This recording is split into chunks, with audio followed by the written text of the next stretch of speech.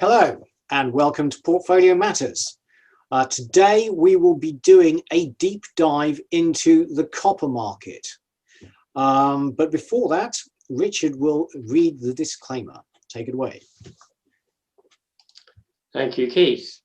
Everything discussed during the Portfolio Matters podcast is for informational purposes only and should not be considered as investment advice. Listeners should be aware that we will be discussing securities that we own or have a financial interest in.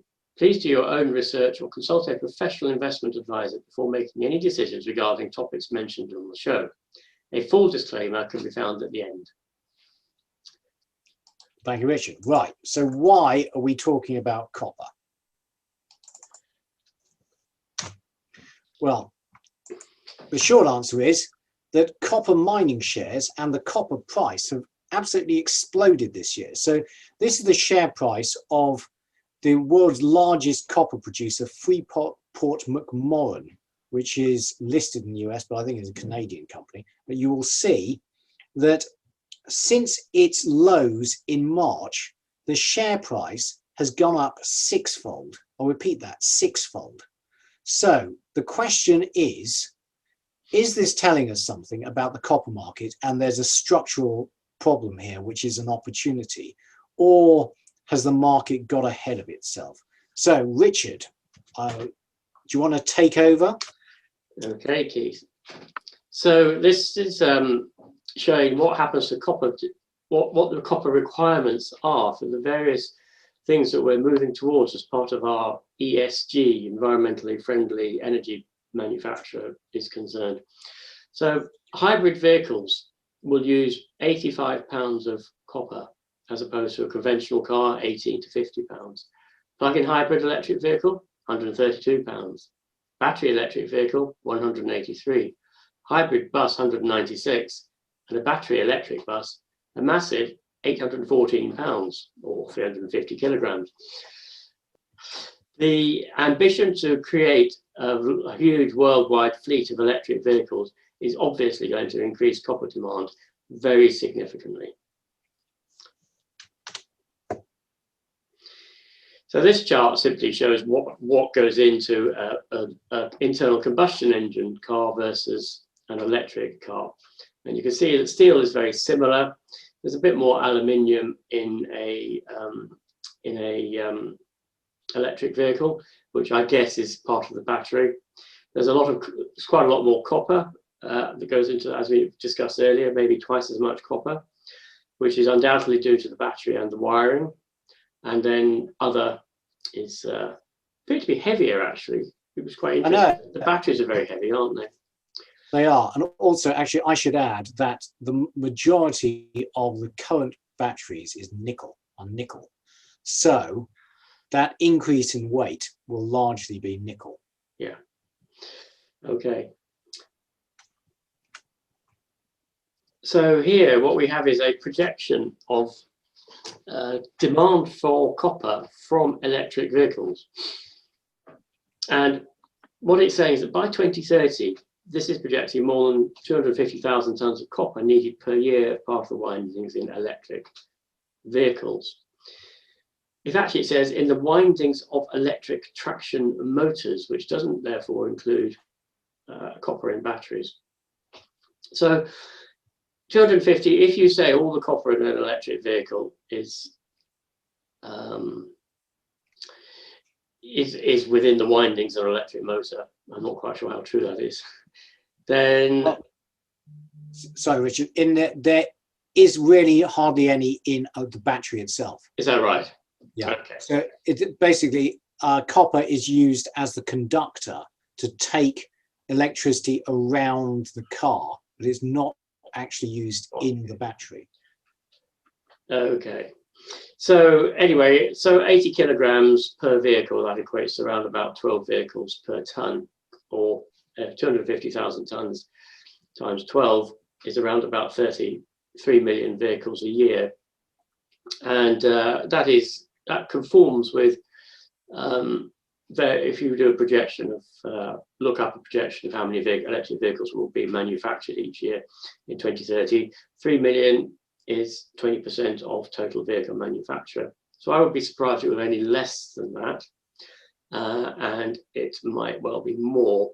But of course, it's not just copper in the electric vehicles, is it? It's copper in the power supply that is generated in offshore wind farms and in solar power, which I know is on the next slide. It's the copper required to transmit that distributed generation of electricity to central transformation facilities. And whilst copper is one of the more abundant elements in the Earth's crust, the mining of it obviously can only be conducted where there are high concentrations of it. Absolutely. The other thing I would say is that we have been exploiting copper resources for a very long time, and we have looked for it, whereas some of these other metals which are used in the electric battery and clean energy supply chain, which are currently in vogue, their supply is limited not because they're rare in the Earth. It's simply that we haven't had a use for it, and we haven't really exploited the resources we have. For example, lithium. Until they invented the lithium battery, the main use of lithium was in Greece in the oil and gas industry, which is still a use, but obviously a rather minor use. I mean, that's the main use for it. Yeah. So, but in this chart, I mean, I found personally, as a chemist, found this extraordinary. So there's over 100 times as much aluminium in the Earth's crust as there is copper. And, you know, we think of the copper and aluminium in those terms, and relative rarity. And some of the elements which are much more abundant than copper, I personally, you know, mentally think of as quite rare, like manganese. Mm-hmm. I mean, there's 15 times as much manganese as there is copper. And then some of the elements that we take for granted, like lead, turn out to be incredibly rare.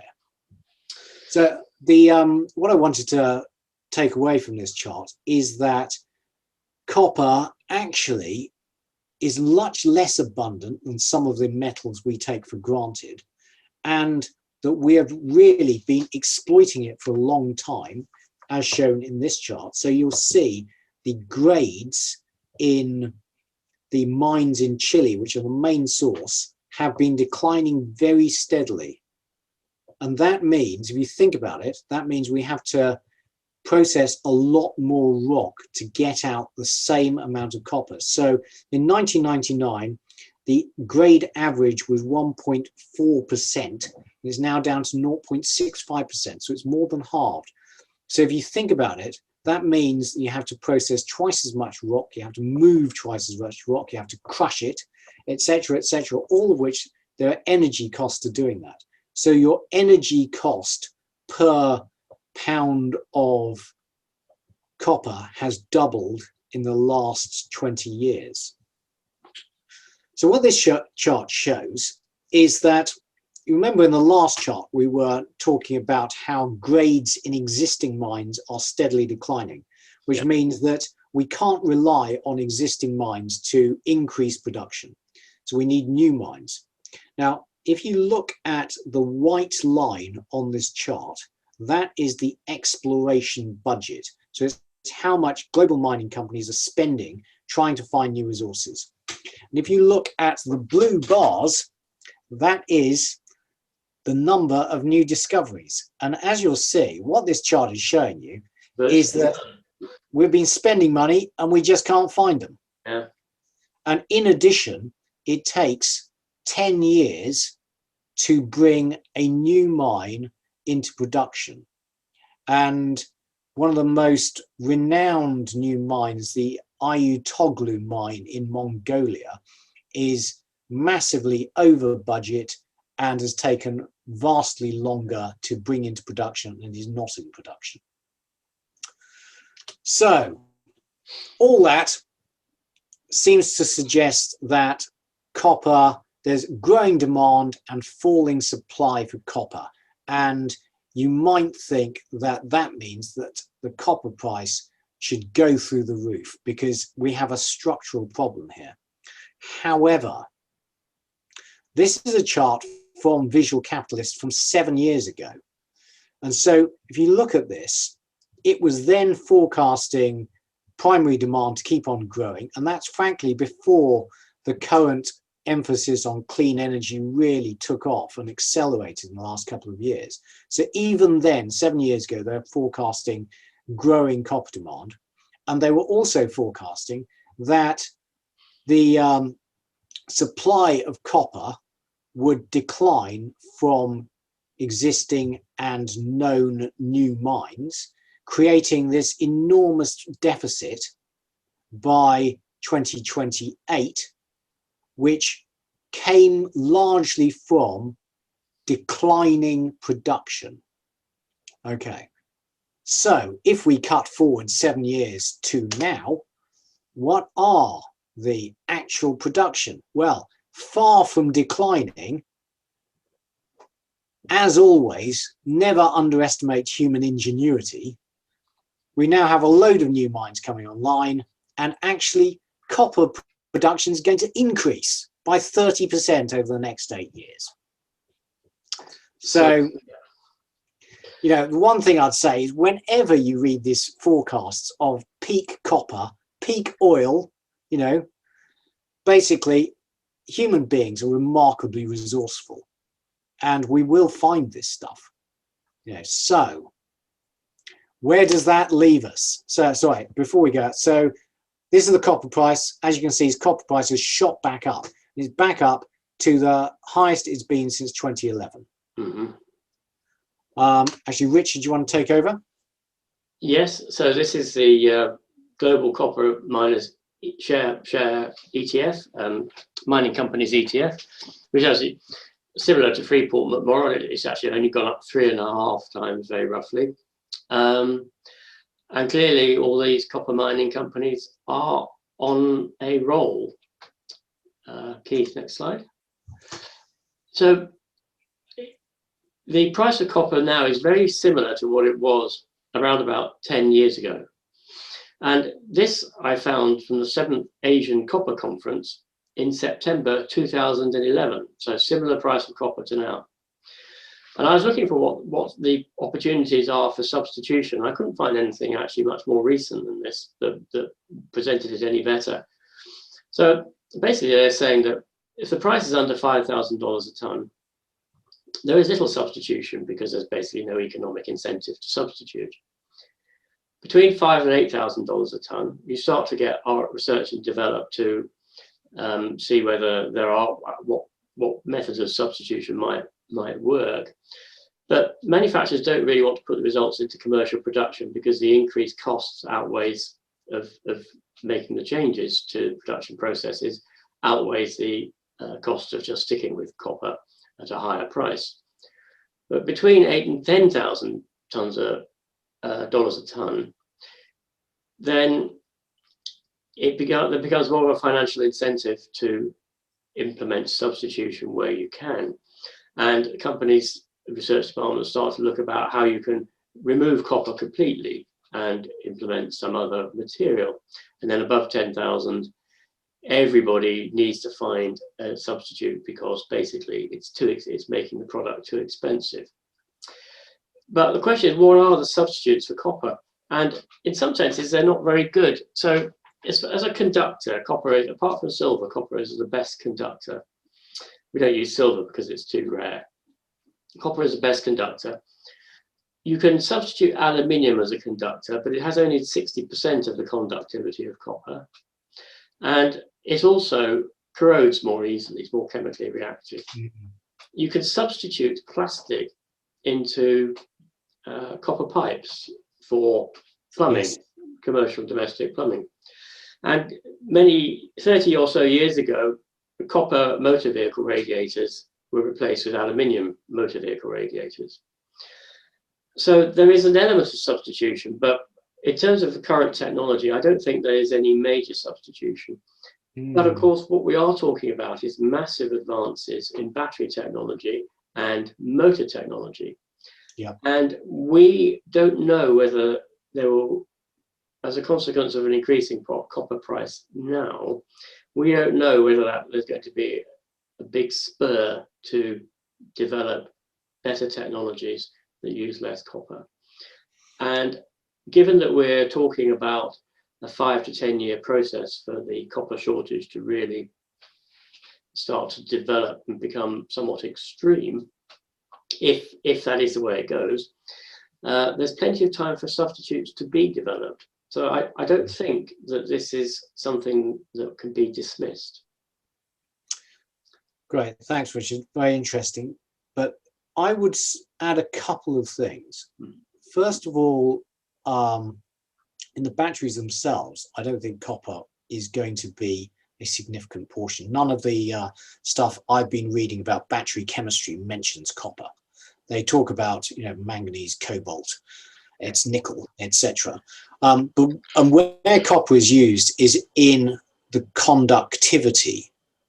So as you mentioned, now there will be innovation which will affect copper. For example, in wind farms, in the turbine, you notice they've moved to permanent magnet rotors instead of induction motors. So in the rotor itself, you now have permanent magnets containing neodymium and praseodymium, whereas you used to have copper windings. So there will be things like that happen, which will, we have no idea how technology will develop. And I know but on that, I was slight tangent, but for many years, people have been researching high temperature superconductors. Yes. I don't know where this state of play is with them, but if a high temperature superconductor is developed, then it will pretty much obviate copper for long distance transmission of power supply. But it's it has to be developed and put into commercial production before it is a threat. Yeah, and frankly, I think that is a long way off. And you just have to react if and when that comes online. But the other thing I'd say is that, what are you going to substitute into? If you're going to substitute into nickel, then, nickel price has gone through the roof. So, what is abundant in aluminium and steel. And so you'd have to believe you find some, doped aluminium or steel wire, which approaches the conductivity of copper. Yeah. Okay, moving on. So the other thing I'd say is that Freeport-McMoRan may have gone up 6-fold since March, but actually, if you extend the time horizon backward, it looks extraordinary when you have a chart which only looks the last 5 years. If you extend it the last 20 years, the last time it did this, it kept on going. If you look at the period between, let's say, 2003 and 2008, in that 5-year period, the shares went up 10-fold. But I should point out that in sort of mid-2003, it peaked at around about 25, and it fell down to about 14, which is, what, a 40% drop? So had you bought in the summer of 2003, you would have been feeling pretty sick by Christmas time. Good point, Richard. Volatility. Whenever the share prices move by this much, expect volatility. Yeah.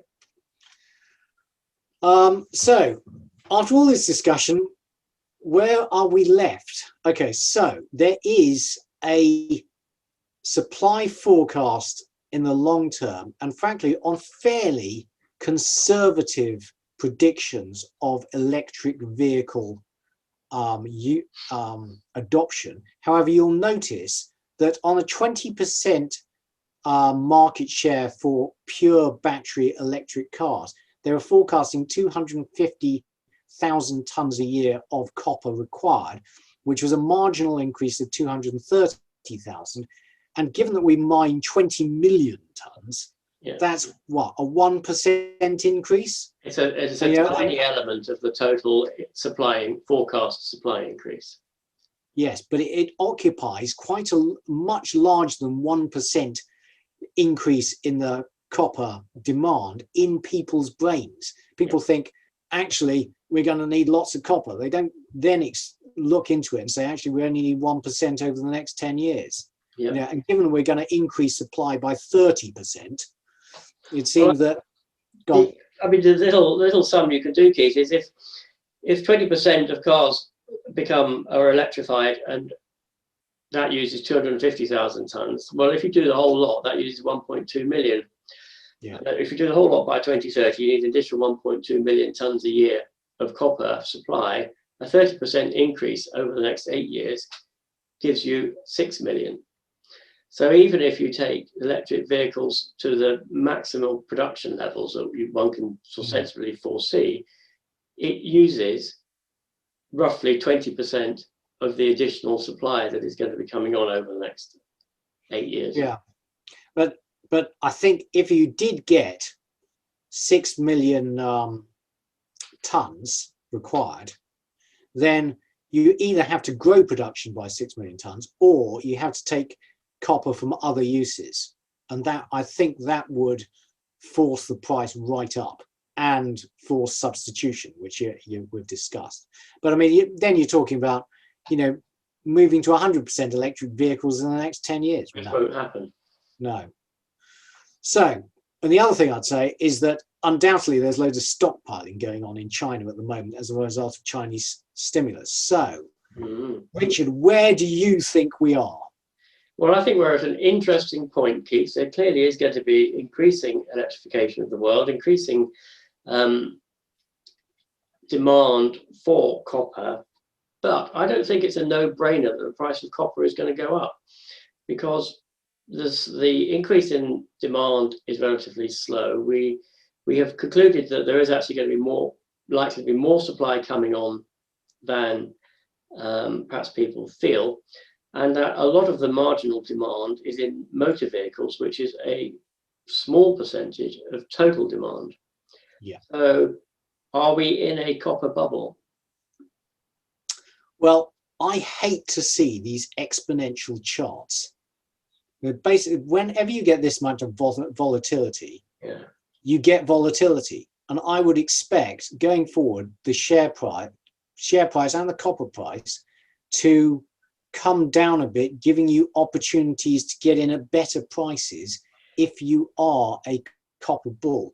But I mean, personally, actually, like in 2003, Keith, with precisely, exactly, as Richard pointed out, there's a 40% fall in Freeport-McMoran share price that year, and it makes me nervous. Where's your margin of safety? The share price is up 6-fold in Freeport-McMoran this year. So no, I would be looking to take a bit of cash off the table, frankly. You've had your fun. I would agree with you, Keith. Good. So, in conclusion, Rich and I are skeptical that the copper price can make continued progress from here.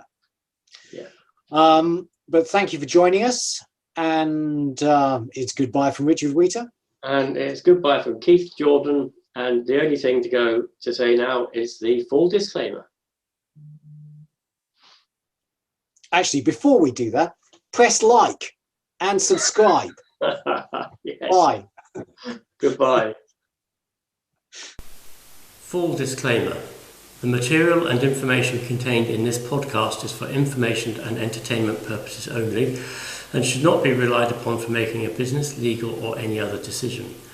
We may own or have a financial interest in any securities mentioned. Listeners should conduct their own research or consult a professional investment advisor before making any decisions regarding topics mentioned on the show. Whilst we endeavour to ensure that the information presented on the show is correct, we make no representations or warranties of any kind, express or implied, with respect to the podcast and website, or to any information, products, services, or related graphics discussed or presented in the podcast or website. Any reliance you place on such material is strictly at your own risk. You are solely responsible for the investment decisions you make. We will not be responsible for any errors or omissions in the podcast or website, including in articles or postings, for hyperlinks embedded in messages, or for any results obtained from the use of such information. nor will we be liable for any loss or damage, including consequential damages, if any, caused by a reader's reliance on any information provided by the podcast or website. Please do not listen to the podcast if you do not accept self-responsibility for your actions.